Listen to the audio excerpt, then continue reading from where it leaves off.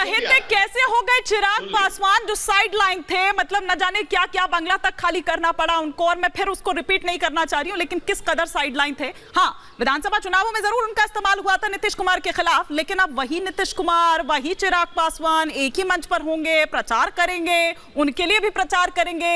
ये वो तमाम बातें बता दीजिए, और क्यों आप पशुपति पारस मंत्री होते हुए भी आपकी कैबिनेट में साइड लाइन हो जाते हैं?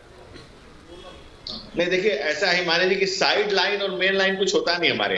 अच्छा। सारे लोग कार्यकर्ता हैं, सारे लोग राष्ट्र हित की संविधा में स्वयं को होम कर रहे हैं, राष्ट्र को आगे बढ़ाने के लिए सारे लोग काम कर रहे हैं। हाँ। नरेंद्र मोदी जी के नेतृत्व में सभी को स्वीकार है, और आप चिराग जी हो या पारस जी हो, दोनों ही नरेंद्र मोदी जी के नेतृत्व में अपनी श्रद्धा, आस्था, विश्वास व्यक्त कर चुके हैं और लगातार हमारे साथ चल रहे हैं। और किसी ने ऐसा नहीं कहा है, अपनी अपनी अपेक्षाएं, अपनी अपनी आकांक्षाएं बताइए, और कुछ नहीं किया। और जो नागर जी कह रहे थे, तो भारतीय जनता पार्टी 400 का कोई 400 की अपनी मेहनत के बदौलत 400 पार करने जा रही है। और ये मल्लिकार्जुन खड़गे ने कहा है कि इस बार भारतीय जनता पार्टी 400 पार, और कांग्रेस को हिमानी जी नानी याद आ गई है। बताइए, हिमानी जी कांग्रेस को नानी याद आ गई है। ठीक है, ठीक है। अरे दुष्यंत जी, वहां जो आप इतना लुत्फ उठा रहे हैं, ये बताइए कि बिहार में, पहले तो मैं कंचना जी से यहाँ पर जवाब ले लूं कि कंचना जी तो 11 सीटें मांग रहे हैं, करते हैं, 10 वर्ष हो गए केंद्र की सत्ता में रहते, ये सवाल आके हमसे पूछते हैं। हाँ। आज ये हमारा सवाल आप बता दीजिए, जायज है या नहीं है? हाँ। कैबिनेट के एक वरिष्ठ सहयोगी का बिल्कुल जायज है, के बाद बिल्कुल जायज है। 400 पार, मैंने भी खोखला नहीं है। बिल्कुल आपने, मेरा प्रश्न गोयंका जी से भी है। गोयंका जी भी कृपया जवाब दें। अच्छा ठीक है धनंजय जी, एक सेकंड, आपको भरपूर समय दिया। एक बार विनीत गोयंका जी, हालांकि सवाल मैं पूछ रही थी कंचना जी से, लेकिन चलिए एक बार जवाब ले लेती हूँ पहले विनीत जी से। धनंजय जी, बाकी गेस्ट भी हैं। हाँ, हिमानी जी, आपको राम राम, मेरे सभी को-पैनलिस्टों को राम राम, और दर्शकों को भी राम राम। एक पुरानी कहावत है, बेगानी शादी में राहुल दीवाना। यानी जो हो रहा है वो तो हो रहा है, लेकिन राहुल जी जो है वो क्यों नाच रहे? इनको तो यूपीए के लोग भी खड़ा नहीं कर रहे।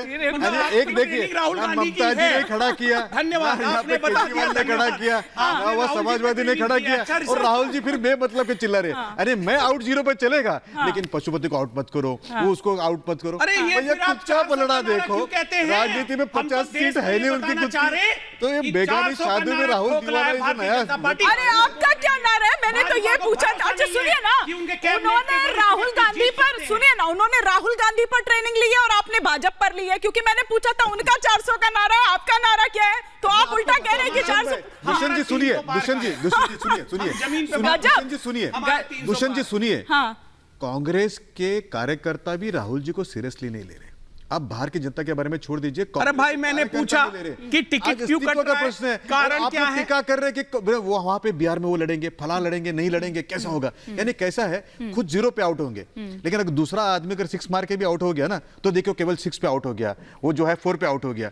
राहुल भैया का क्या है बताइए, 40 सीट पे लड़ेंगे कि नहीं लड़ेंगे? राहुल भैया का ये है कि आरजेडी विश्वास ही नहीं कर रही है, वो कह रही है व्यवहारिक ही नहीं है भैया, जस्टिफाइड ही नहीं है ये जो आप मामला है। नहीं, घर का मामला। कंचना जी बता दीजिए, 40 में से 11 सीट की डिमांड कर रहे हैं, व्यवहारिक है? देखिए, बिहार में हमारा एक ही मकसद है कि इंडिया गठबंधन 40 में से 40 सीटें जीत कर आए।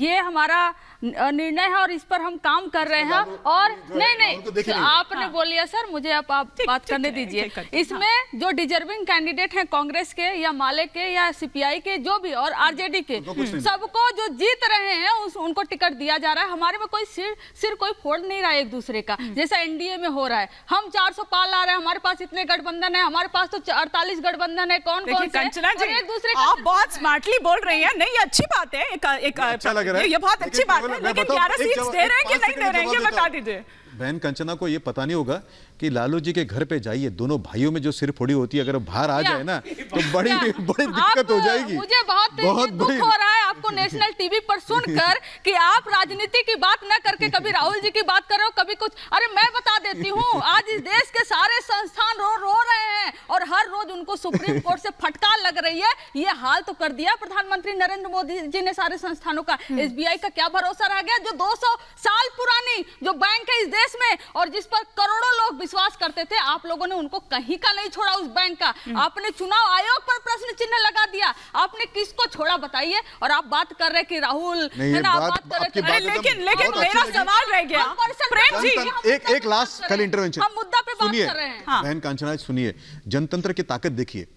जो चारा चोर है वो ये आज दूसरे लोगों के ऊपर आरोप लगा चंदा रहे हैं। चोर चल रहा है, कल से ट्रेंड कर रहा है क्या ट्विटर ताकत पे। है देखिए चंदा जनता दल चोर में। अगर हिम्मत है अरे, तो उस पर दो जो शब्द बोल नौकरी कर के बदले में दिखाइए। जमीन हड़प चंदा लेगा चोर, वो दूसरे पे चंदा आरोप चोर लगाएगा। यहाँ प्रेम जी, और जो पारिवारिक पार्टी है वो दूसरे पे आरोप एक लगाएगा। मिनट एक कर देखिए, अभी प्रेम जी और घनेंद्र भारद्वाज जी का एक भी रिएक्शन नहीं आया है, लेकिन प्रेम जी अभी हाँ। रिकॉर्ड देखिए पीडीएफ फाइल में जाकर। बहुत दिलचस्प होने वाला है इस बार का चुनाव। प्रेम जी, अच्छा सुनिए ना, प्रेम जी को तो बोलने दीजिए सर, प्रेम जी को तो बोलने दीजिए। प्रेम जी, बहुत दिलचस्प होने वाला है, ऐसा लग रहा है इस बार का चुनाव। कल तारीखों का ऐलान होने वाला है, लेकिन उससे पहले फिर वो चाहे एनडीए से खबरें आ रही हो रही हो या फिर आईएनडीआईए से आ रही हो, जबरदस्त चल रहा है मामला।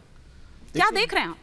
देखिए हिमानी जी, जो जिसको भारतीय जनता पार्टी अपनी ताकत मान करके पेश करती रही है, उसी ताकत की अब कलई खुल रही है। अच्छा, कि एनडीए गठबंधन सबसे मजबूत है, इंडिया में एका ही नहीं है। और आप देख रहे हैं एनडीए गठबंधन ऐसा मजबूत है कि चिराग पासवान विधानसभा में नीतीश कुमार को हराते हैं और अब लोकसभा में पारस चाचा भतीजा दोनों एक दूसरे को हराते दिखेंगे। और बहुत एंजॉय करते हैं। बीजेपी अपने सहयोगी घटक दलों को इस तरह से लड़ाने में एंजॉय कर रही है, तो ये ताकत दिख रही है। करप्शन, बीजेपी कहती थी कि मैं न देश को बिकने नहीं दूंगा, लेकिन पूरा देश बेच रहे हैं। भाई, जो इलेक्टोरल बॉन्ड की सच्चाई आई है, चंदा लेकर के, रिश्वत लेकर के, चंदा इलेक्टोरल बॉन्ड को रिश्वत में बदल दिया।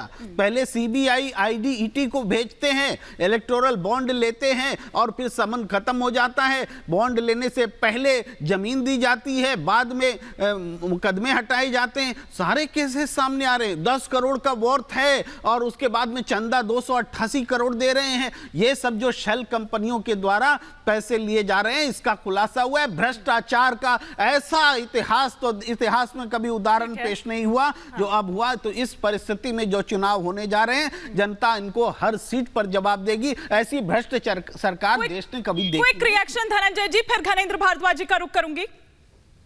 मुझे इस देश के सो कॉल्ड बुद्धिजीवियों पर तरस आती है कि वो उसे लोगों के साथ भी खड़े हो जाते हैं जिस सरकार में जमीन घोटाला, कोयला घोटाला, अलकतरा घोटाला और जमीन बिहार में नौकरी के बदले घोटाला, जिन पार्टियों में सजा याफ्ता, जिस पार्टी के सरबराह ही सजा याफ्ता हो, वो लोग भी प्रवचन दे रहे हैं। धनंजय जी, सवाल ये है कि क्या जिन मुद्दों पर आप विपक्ष को अभी तक घेरते रहे हैं या घेर रहे हैं, क्या वो पलटकर कहीं आपके का याद करा दीजिए ना। बीजेपी अध्यक्ष होकर के कैमरे के सामने घूस ले रहे थे। भारतीय जनता पार्टी से तुरंत निष्कासित हो गए, भारतीय जनता पार्टी से तुरंत निष्कासित हो गए। और यहाँ 4 मामलों में सजा याफ्ता लालू यादव आज भी पार्टी के मुखिया। बंगारू लक्ष्मण जी पर थोड़ा बोल दीजिए, अब दिवंगत है अपने बीजेपी अध्यक्ष पर बोलिए। बेटा है, मेरा दामाद है, मेरी अगली बेटी है, ऐसा नहीं कि अभी जो 10 बच्चों का इलेक्टोरल बॉन्ड पर बोलिए अनकंस्टिट्यूशनल, ठीक है, तेजस्वी वो आपको छुपाए जा रहे हैं। आपने